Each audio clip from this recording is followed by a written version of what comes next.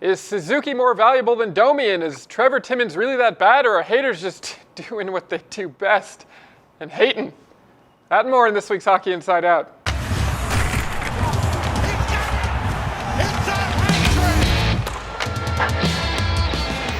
Welcome to this week's Hockey Inside Out, which is being brought to you by Madison's New York Grill and Bar in downtown Montreal on Drummond Street.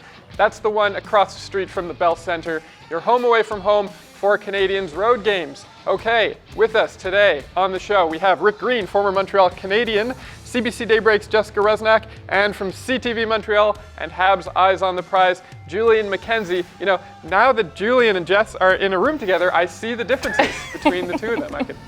We're all wearing gray today. Yeah. It's hard because we are wearing the gray uniform. Well, I texted you texted her, and so that's why. Teamwork. Despite the Canadiens continuing to rack up injuries, most recently to captain Shea Weber, the team has managed to go on somewhat of a tear, winning 9 of their last 13 games, and in the process giving fans a slightly larger glimmer of hope that they can actually make the playoffs. And because of that, I find myself asking a question that would have sounded crazy only a month ago. Should Marc Bergevin be a buyer at the trade deadline, and if so, what does his team need most? The Montreal Canadiens, first things first, need to get through this tough week where they have Dallas at the end of the week. They have Pittsburgh, Boston. I mean, they had Arizona early in the week, and they couldn't even get a victory over there. This is essentially a week that's going to kind of make or break the year, and that's going to either make Marc Bergevin's job tougher to decide whether or not he should sell off assets or be a buyer, or make it easier and realize, you know what, all right, I'm going to sell off assets. But I think considering the tear that they've been on, while it has offered some hope, there's still, I think, way too many points out of it right now. And again, that's why they really need this week to really work for them. And even if it does work, I'm very curious as to how Marc Bergevin will go about getting these assets. We saw it with how Marco Scandella went down and Ilya Kovalchuk. Marc Bergevin isn't necessarily going to go out there and sacrifice some of his futures in order to bring in that big piece. There are some guys out there available for trade, like a Matt Dumba they could bring in on defense. I think defense is what they should work on the most. But I'm not sure if Marc Bergevin is going to be willing to kind of dip into the prospects or dip into the draft picks he has to make that deal work, or at least a roster play. I don't think he's definitely going to do that. Well, I think he has to look around now that Shea Weber has gone down, and obviously special teams and Weber being a huge part of it on the penalty kill and the power play is a big loss. And as we saw on the game against Arizona, it can make the difference between win and losses. And it's easier said than done, but if they can find somebody that can maybe step in and help out on the power play back on the blue line, there's better chance that they can have some success, moving forward. But it's not easily done, and those players are not around that Bergevin can pick up that easily. So they have a big hole to fill, but they'll have to find a way. This is not the season for Marc Bergevin to go out and be a buyer. Right now, they are making a push. They're making it interesting to see if they could get back into that playoff picture. But I don't necessarily think that they're going to be able to do. I think it's a little bit too late at this point. And Marc Bergevin has said all along that he has a lot of trust in the future of this team and their draft picks, and he doesn't want to sell the farm for right now success. And I don't think if they do even get close to the playoffs, I don't think they're going to get in. I think it's going to be the same thing as last year, that they come close, and then you're going to give up some valuable players down the road to just try and make a push at the end. But I think at this point, just be happy to have some entertaining hockey towards the end of the season, but don't expect them to be able to get into the playoffs. Yeah, I agree with you, Jess. I think the most the Habs fans can hope for is exciting hockey. It's a lot to ask that they can go the next 25 games and lose only 6 or 7. You know, the only buying I'd like to see them do is Ilya Kovalchuk, but really to mortgage the Habs' future, I think they should sit tight, not necessarily buy or sell, really.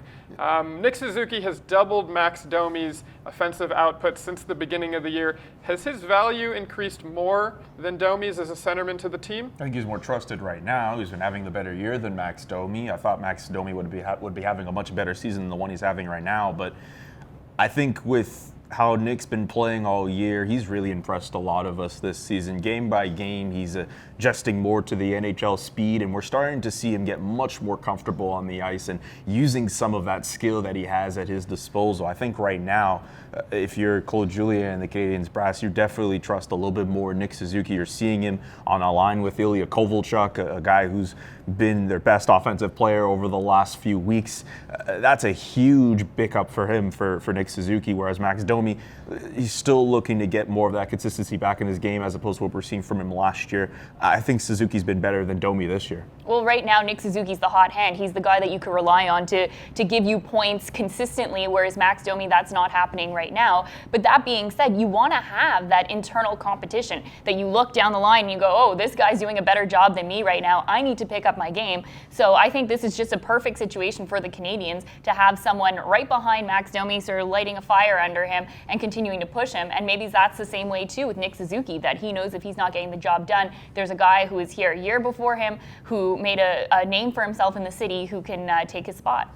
And Suzuki has been given the opportunity and he's grabbed it, and I think on a consistent basis you can see that he's contributing much more and he's bringing much more to the game, and he's involved, he's very creative, he's a smart player, and he's made great strides from the start of the year to what we see with him now. And Domi, who's been a little inconsistent, expectations were greater for him to do more than what he's doing, but you know what, he has to figure it out, and at this time of year he's got to get something done and make his contribution that's going to allow them to have a chance to win.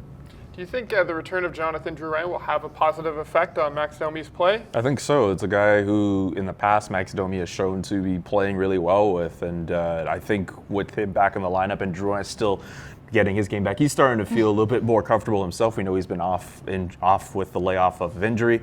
I think with those two back in the lineup together, you could start to see Domi get a little bit more confident and starting to see him get his game back. But I mean, again, it might be a too little too late kind of deal. I don't know if it's still going to be enough to surpass what Nick Suzuki's done this season. A lot of people are unhappy with the way they see the team developing Jesperi Kotkaniemi. What approach would you like to see the Canadiens take with him? I wish they could get into a time machine and sort of take a little bit more time for their decision with Jesperi Kotkaniemi. It was great. He had a great camp. He earned his spot on the team. But at the same time, I don't know if this was just they needed a bright spot to focus on, and Jesperi Kotkaniemi was the one that everyone kept focusing on. I don't really necessarily like the way that Claude Julien has handled Jesperi Kotkaniemi so far this season, that Claude Julien has no problem in a post-game press conference saying that, yes, he didn't play up to the expectations of tonight, but when it comes to veteran players like Shea Weber and Carey Price, in the post-game press conference, he'll never single them out. He'll say it's a group team, it's a team play, and they're not playing well. And I think that is not good for a young player, for their confidence. And I think Jesperi Kotkaniemi was rushed a little bit too much by the Canadiens management. I think the point about confidence is a valid one. He's a young kid. Of course, he teased everybody with the success that he had last year. And then the reality set in this year. He had some injuries, and then he was used sparingly. Here's a young kid that has to find a way to get his A game each and every night. And that takes time. And he's the perfect example of a young guy that should have been in the minors, playing in the American League, playing many situations and developing at the American League level. This guy, I feel, when he was drafted, you should have let him stay in Finland another year, let him go to the AHL for a little bit. We didn't need to see Jesperi Kotkaniemi in a Canadiens uniform for a while. I think considering with how the Alex Galchenyuk situation went down, they're two different players, I get it, but if you want your guy to be a number one center, you do everything you can to ensure that development goes a long way. That being said, the Canadiens had him in the lineup as long as they did. He's in the American Hockey League now. The best thing for the Canadiens to do right now is to let him get minutes in the American Hockey League. Right now, they're chasing for a playoff spot. And Jesperi Kotkaniemi has been contributing very greatly to that team, picking up assists on the power play, getting to line up with Charles Hudon. Jake Evans was down with him at one point before he got called up as well. He's getting top-line minutes playing in the American Hockey League right now. At this point, the Canadiens can only focus on what they can right now with Jesperi Kotkaniemi, and that's to give him minutes in the American Hockey League. And maybe next year they can bring him back up and you have him back on a third line and see what he does there. But I feel like last year when he started to slump, that should have been the time to send him down to the American League because it's his first year in the NHL. I agree. He surprised everyone by making the team. Now it's seen as a step back that he had a full year and he didn't progress, and now he's down in the AHL. But I also think with centers, it takes such a while for them to really develop. Go look at Joe Thornton's stats from his first few years in the NHL. I mean, it's not often where it happens where a center just kind of comes in and he becomes this instant star or instant impact player. Jesperi Kotkaniemi is still a really young guy in the NHL. There's still a lot of development, a lot of learning for him to go through. I get it. I think with the beginning and how things should have gone with him should have gone one way, but the Canadiens right now, all they can just do is just kind of focus on the now and focus into the future. And right now, having him in the AHL is the right move. Yeah, he has to play, and if he's going to play in the American League, you play him in every situation. Give him every opportunity to get better. And you can't, have a young kid like that sitting on the bench for extended period of time and expect that he's going to develop. So put him in that environment where he's going to have every opportunity to get better, play, and he will get better because he has all the potential to become a real good player. But just let him develop his confidence and play in a lot of situations going to allow him to be a real good player at the NHL level. I also feel like he's young enough and comes with a certain positive disposition that even though maybe they kept him in the NHL a little bit too long, it won't have any long-term negative effect on his overall development. All right, well, the first half of this episode has been brought to you by Madison's New York Grill and Bar in downtown Montreal on Drummond Street. They do holiday parties and corporate events. Assistant General Manager Trevor Timmins has taken a lot of heat for development and drafting in the Canadiens organization. But if you look at the last 15 years, arguments can be made that the team is among the best in the league in that department. How would you rate Timmins' performance? Well, I think on the positive, he's rated in the top 3 in drafting players that have played over 300 games since 2003. So that's a compliment to him. On the downside, there's only one player in the last 15 years from the first round that's still playing on the Canadiens.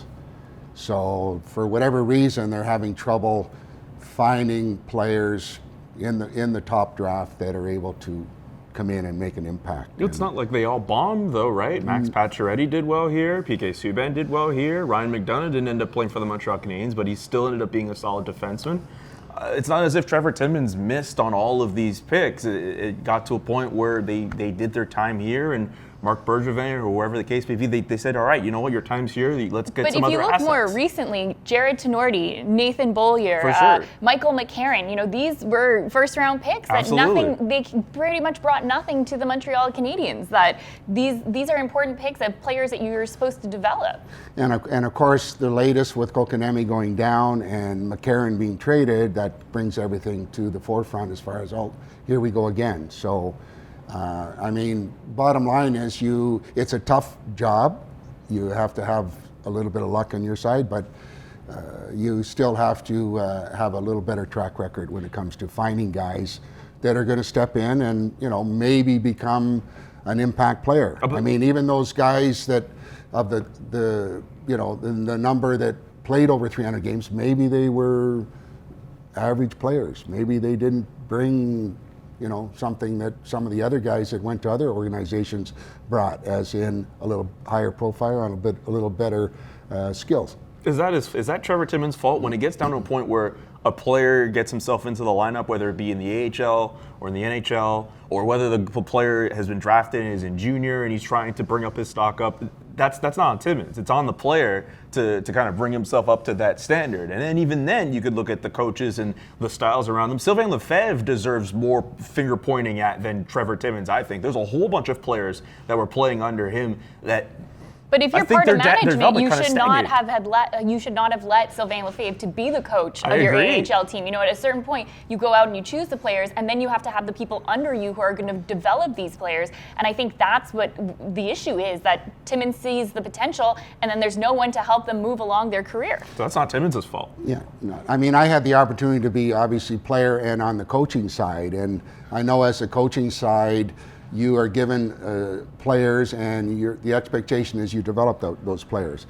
The problem that you run into is after a certain period of time, you can only bring those players so far, and then you have to make a decision on them. That being said, there's a lot of guys where the GM thinks that these certain individuals are supposed to be better, and the heat comes down to your development side, but the main point being is maybe they're not that good in the first place, or you're only going to get them so far, and then that's when they're going to max out. So this is where I think you have to identify, and like I said, it's not easy because you know, you have to roll the dice a little bit. Some players maybe will take 5 years, 4 years. Some players will have an impact, you know, immediately. So you just have to go with the odds that, geez, you know, this guy eventually is going to become a real good player, or if not, then you have to identify that and, you know, make a change. Hey, I think when in doubt, fire everyone.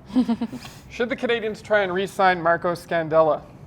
I think he's a player that you should keep on this roster. That right now the defensive core is not very good, especially with Shea Weber being out, but he's a guy, a veteran player who brings depth, that he's playing the kind of role that he's supposed to. He's someone that you can rely on, and you're not calling younger guys up from Laval and trying to get them to fill that role. He's also from NDG. He's a Montrealer. He really enjoys playing here. So why not keep a guy who's so far, he's done nothing wrong but improve your defense, and I think that he would want to stay. I think he's just been okay so far. I know he scored the goal over the weekend against Toronto. I think he's been okay defensively. I think there's been way too many times where he's tried to pinch himself up in the play and he gets beat and it turns into an odd man rush. Those instances are a little bit frustrating to see sometimes.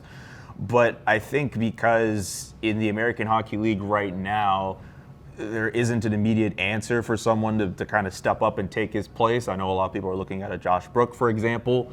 For him to kind of make that jump, he might not be ready yet. I think at this point with Marco Scandella, because of the fact that there isn't an immediate answer to replace him, Marc Bergevin just might get to a point where he says, you know what, let's try to keep you here for a year or two, and then they could figure out the salary figures a little later. Yeah, I think they should try and keep him. I think, you know, it depends on at what cost. As I said, he's a local guy that probably really enjoys being here, and he's not going to hurt you because he's big, he's an honest player.